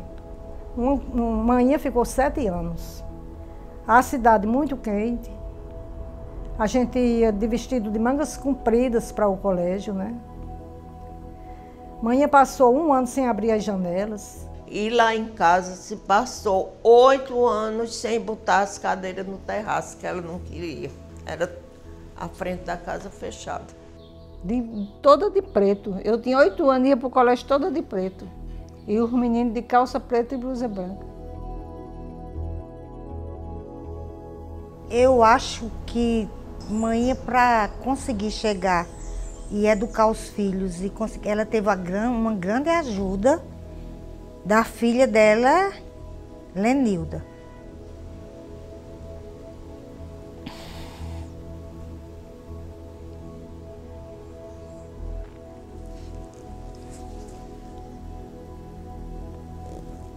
Se não fosse ela, eu acho que mãe não tinha conseguido. Lenilda, para ajudar os irmãos, ela começou a trabalhar muito cedo. Eu acho que depois da minha mãe, Lenilda foi tudo para mim. Como é até hoje, né? E como toda jovem, hoje eu vejo que ela deixava de comprar as coisas para ela, para ajudar os irmãos. Lenilda ajudou muito, porque com o salário dela, ela ajudava, a madrinha ajudava a dar dinheiro para os meninos para pagar, entrar na UBAD lá nas festas, comprou uma bicicleta, essas coisas. Então, meus irmãos devem demais à minha irmã, a Lenilda, e eles sabem disso. Porque se não fosse ela, para segurar o tranco.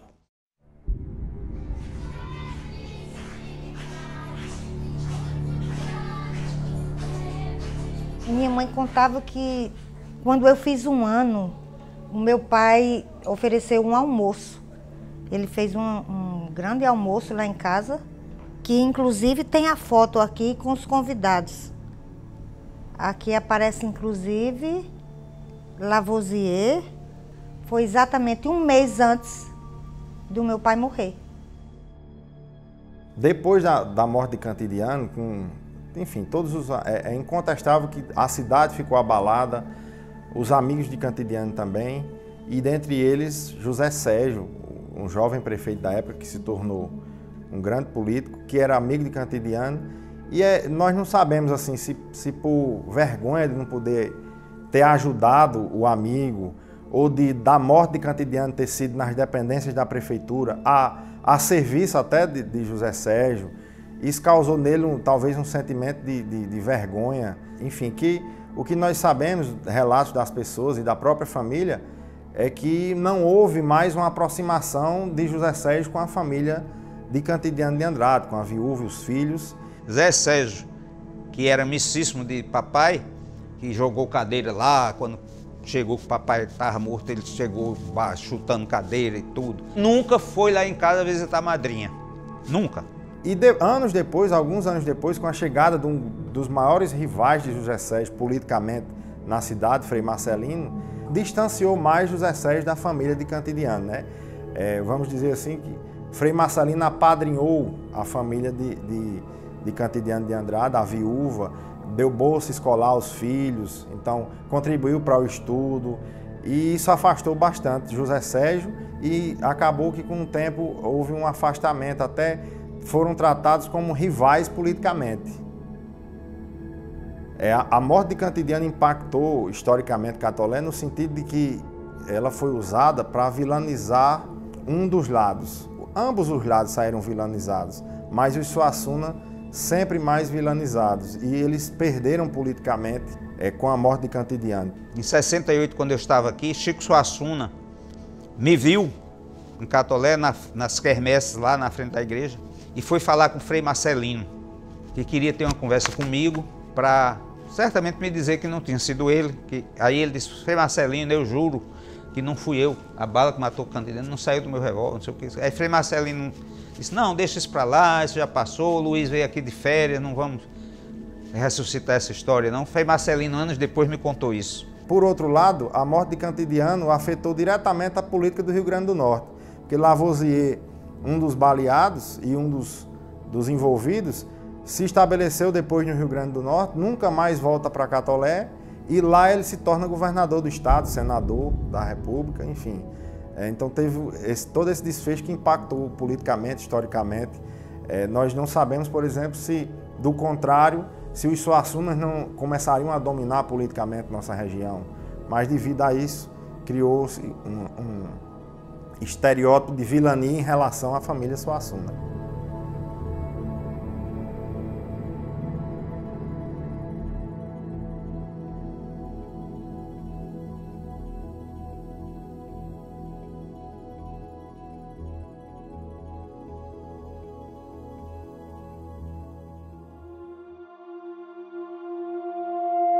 A gente de Catolé do Rocha cresceu com aquela indagação do povo que dizia: quem é que vai vingar a morte de Cantidiano? Nós éramos em 5 homens e dizia: quem será que vai vingar a morte do pai? Porque lá tinha que vingar, né? Por tradição, por honra. Quando eu voltei para o Brasil em 68, eu voltei de férias. Ali onde hoje é o Banco do Brasil era cadeia.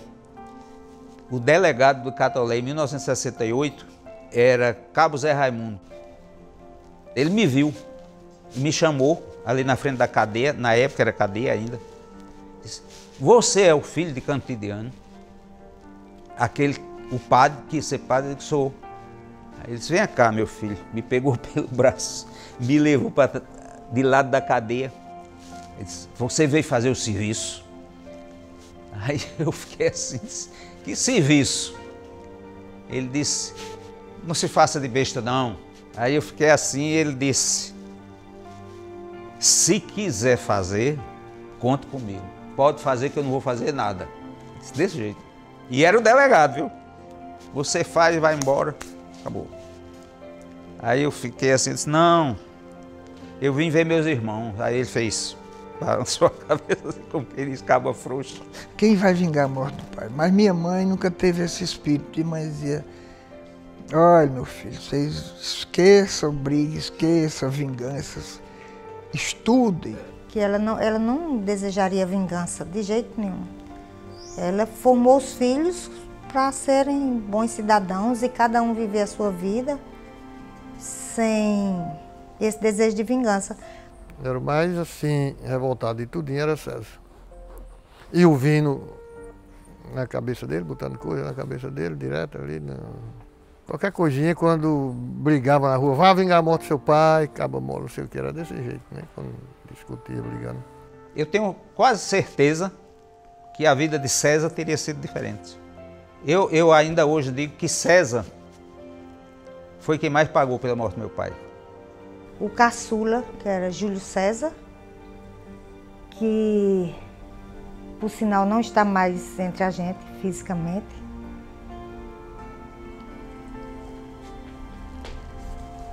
Mas que eu acho que aonde ele estiver, ele vai estar muito orgulhoso desse documentário e que eu deixo aqui registrado que ele herdou isso do pai dele, o gosto pela leitura, né? O senso de justiça e a solidariedade. Eu acho que ele herdou isso do meu pai. Eu acho que ele, se ele estivesse aqui, ele tinha muito o que contar e muito o que falar também.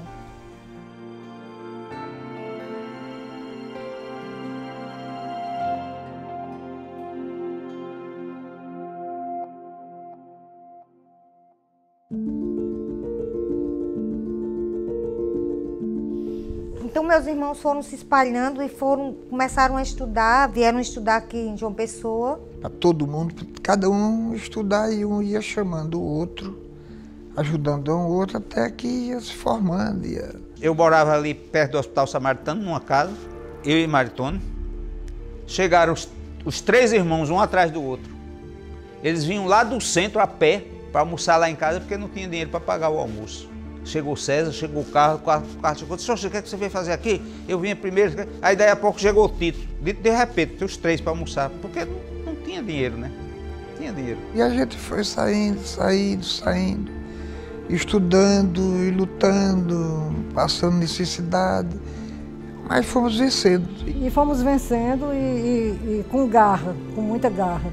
E enquanto eu pude, eu ajudei meus irmãos, todos eles, porque quando eu cheguei aqui nenhum era formado, né?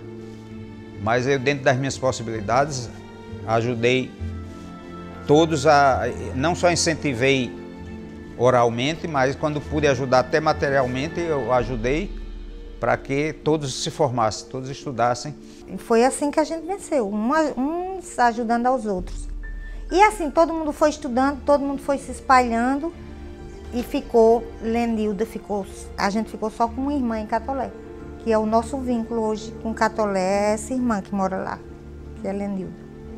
Às vezes eu penso, isso é coisa do destino, é coisa de Deus, essa morte de meu pai. Será que a gente teria se formado se meu pai estivesse vivo? Será que a mãe teria tido essa autonomia de botar a gente para estudar e não meu pai que ia botar para trabalhar mais cedo, fazer outra coisa? Meu pai não deixou herança, deixou a casa.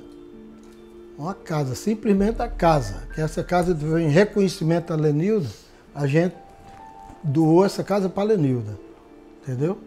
Mas não deixou nada, a gente ia brigar atrás de quê? Não fosse estudar não, meu filho, para ver se a gente conseguia alguma coisa. Então todo mundo procurou estudar, rapaz. E tentar vencer na vida, né? Meu maior sentimento é de vitória, de orgulho. Por minha mãe. É um sentimento de tristeza por ter havido impunidade, né? Mas rancor não. E muita saudade, gratidão por meu pai ter existido, por ter sido meu pai. Mas alguém morreu e a morte ficou impune, né? Não teve justiça. Olha, faz acho que é 64 anos, 65. Todo dia eu me lembro de meu pai. Ninguém quer nada. Hoje a gente só quer lembrar que aconteceu isso com o nosso pai e a gente sente do mesmo modo ainda. O tempo não apaga.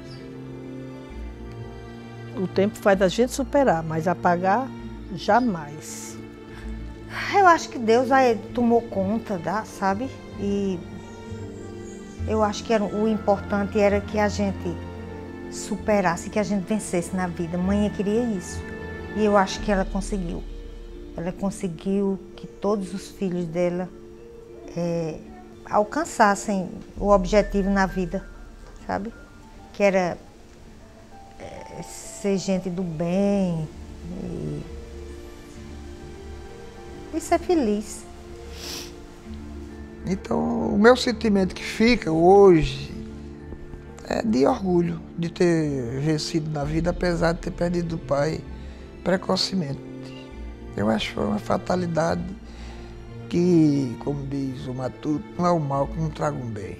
Eu acho que a morte do nosso pai, por incrível que pareça, pelos caminhos que foram traçados, nos levou a ser o que nós somos hoje. Eu acho que para a mãe, acho que ela está orgulhosa. Felicidade, quando se reúne a família Andrade. Felicidade, quando se reúne a família Andrade.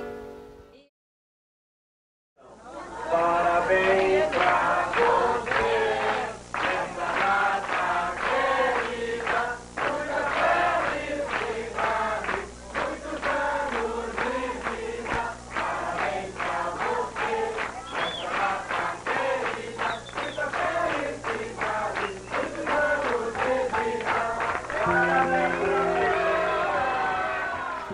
Maninha faleceu em 4 de março de 1994.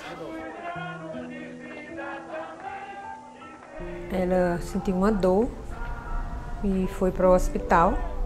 Passou 4 dias na UTI e aí teve alta e foi para o apartamento.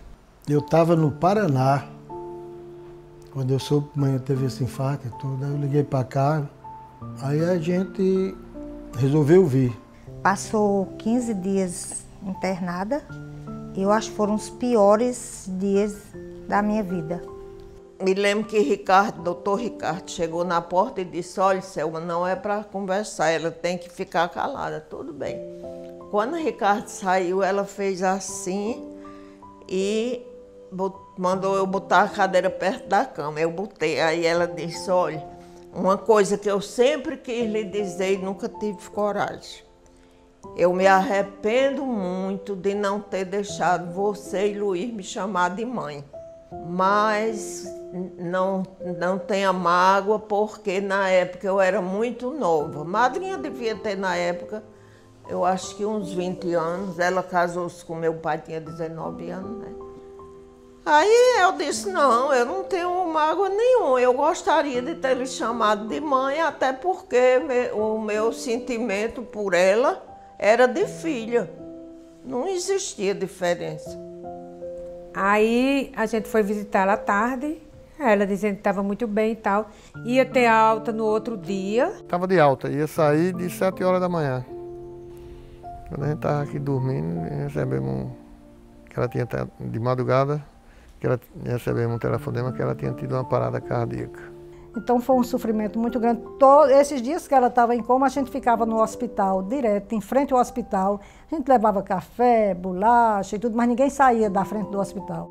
O médico dizia assim a Tito, diga à sua família para sair daqui, não adianta eles ficarem aí em frente. Tito disse, não adianta, eles não saem. E a gente não saiu. Todos os filhos. Eu me lembro que aí fizeram uma tomografia e tudo, aí eu fui lá falar com o Zé Alberto. Eu e Luiz, que o Zé Alberto é neurocirurgião, né? Para ele olhar, dizer alguma coisa. Aí ele disse, não, Tito, aqui não tem mais jeito não, sua mãe está morta. Deixou um vazio enorme, porque a mãe tinha um poder de agregação que era impressionante. Não era só o povo lá de casa, não. Só os filhos, não. Era com os outros, com aqueles agregados, com aqueles afinados com a gente. Né? Tinha amanhã, era, não sei não, era coisa do outro mundo. Mas tem um alento para ela, porque depois que ela sofreu, fez essa caminhada dura, para criar todos os filhos, ela pôde permanecer muito tempo junto com os filhos, na alegria de vê-los felizes e formados, e criados, e donos de si. Ela foi uma heroína.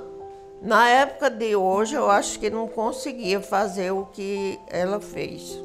Eu sempre costumo dizer que minha mãe foi um espírito evoluído que veio à Terra cumprir uma missão. Porque foi uma pessoa que passou muita necessidade, muita dificuldade financeira, criou esses filhos todos e não se tornou uma pessoa amarga. Ela sempre estava com um sorriso nos lábios, ela era feliz, ela era de bem com a vida. Mãe é o espírito de luz, né? Sempre foi e só deixou coisa boa para os filhos, para os netos, para os bisnetos. Mãe era tudo para mim, bicho. Para mim não, para todos. Tudo. Tudo. Minha mãe foi tudo na minha vida. Tudo, tudo. Todos eles respeitavam a mãe. E o amor era lá de 100, né?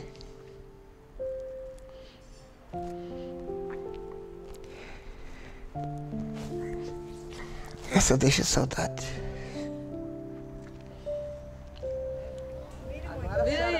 Menina! Deixa eu dar um close no brinde. Toda chique de brinco de osso de baleia. Tá vendo?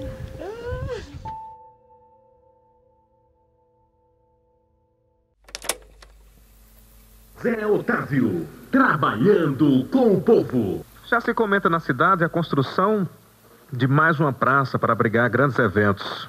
Como será esta praça? Vamos construir a Praça Cantidiano de Andrade.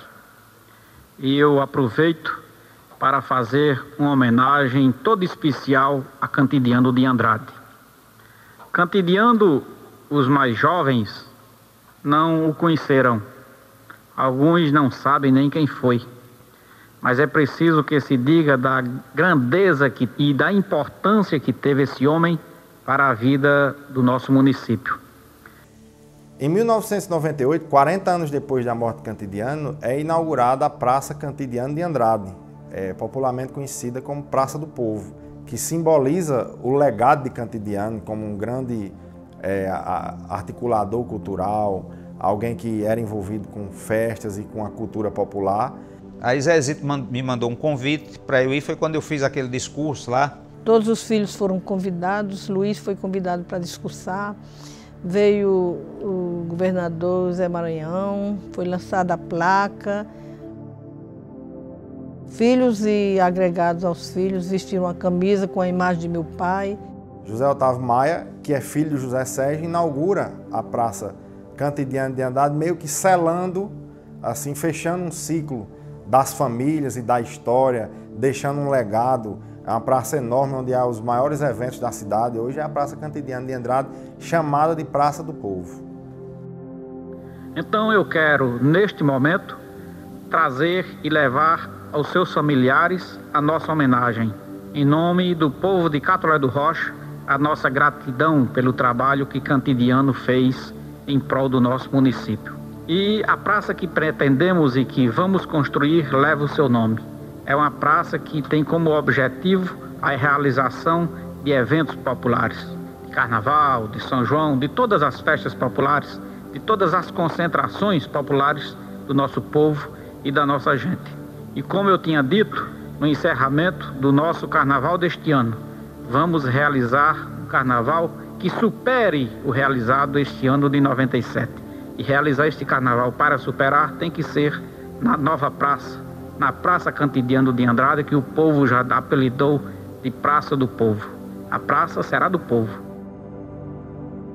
Margeando a Praça do Povo também tem a Rua Cantidiano de Andrade, que está no bairro Centro e no bairro do Batalhão.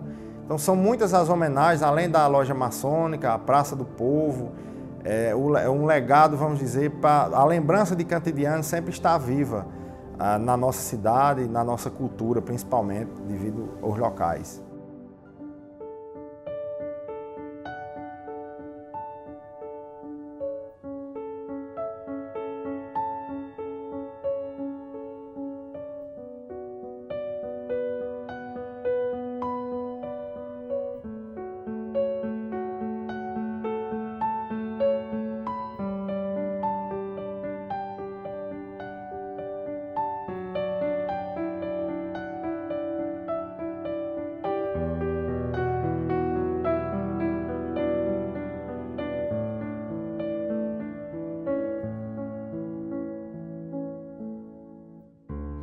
Meu pai foi tudo de bom que aconteceu.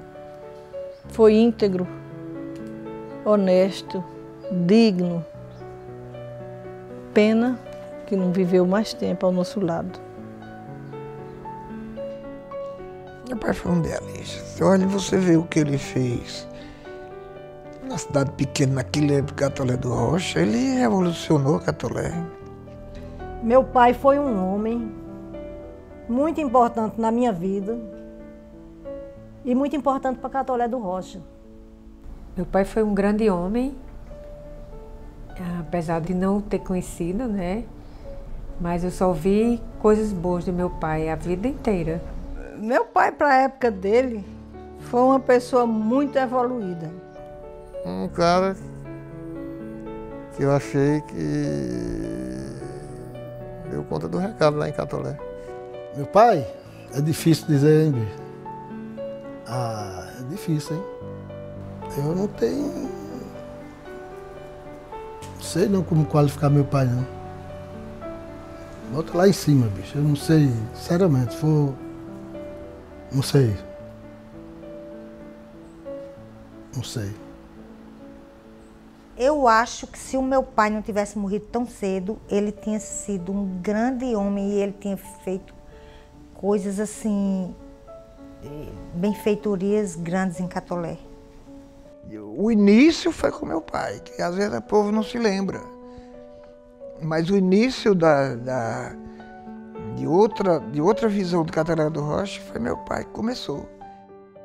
Infelizmente, uma cidade que é conhecida pela violência, pelas famílias, uma disputa familiar ferrenha, a família de Cantidiano é um orgulho para Catolé de não ter levado este acontecimento para um caminho de violência.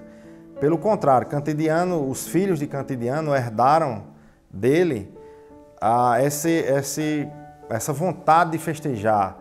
Eles têm no sangue a cultura, a festa, a alegria que Cantidiano proporcionou em sua época a toda a cidade. Os filhos de Cantidiano, ao longo do tempo, os filhos e netos e todos os descendentes, a cidade toda conhece como pessoas que gostam de festa, que gostam de alegria e que nunca se deixaram levar por essa tragédia para seguir um caminho diferente do caminho que Cantidiano os levaria se estivesse vivo.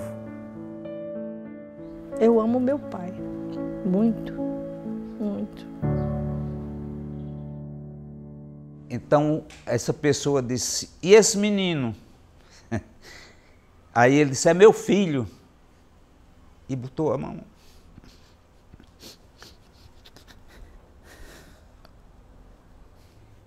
Naquela hora,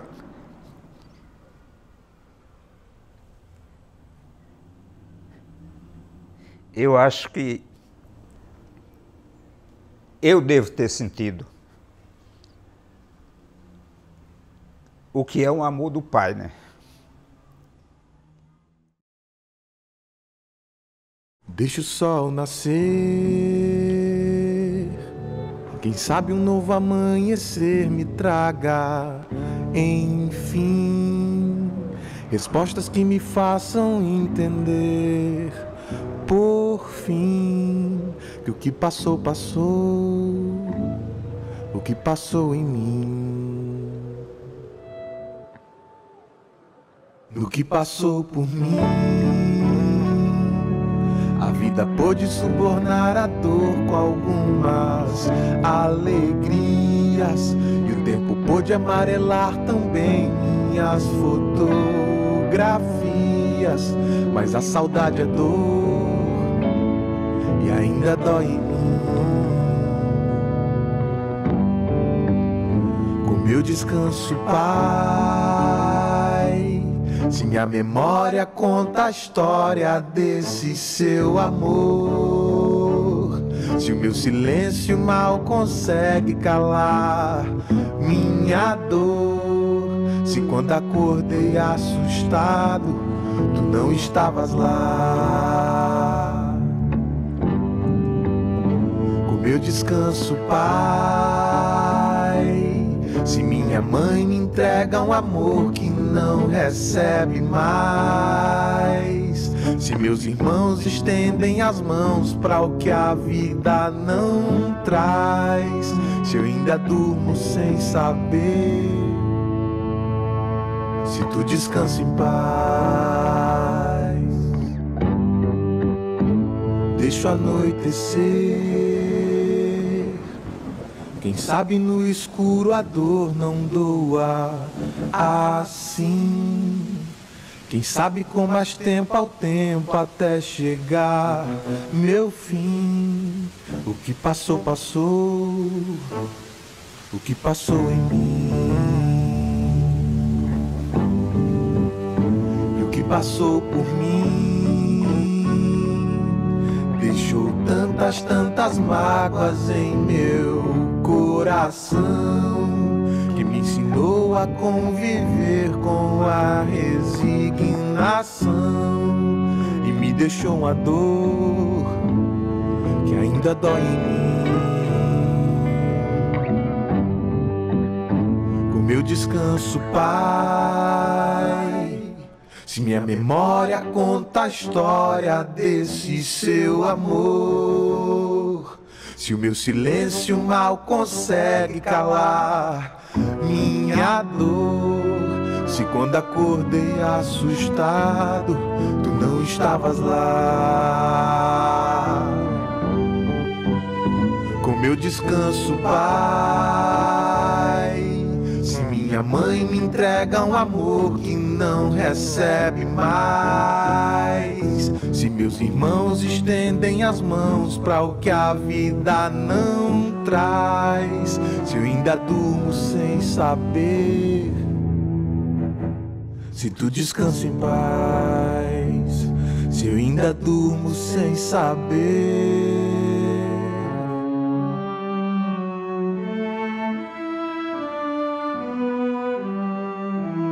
Se tu descansa em paz,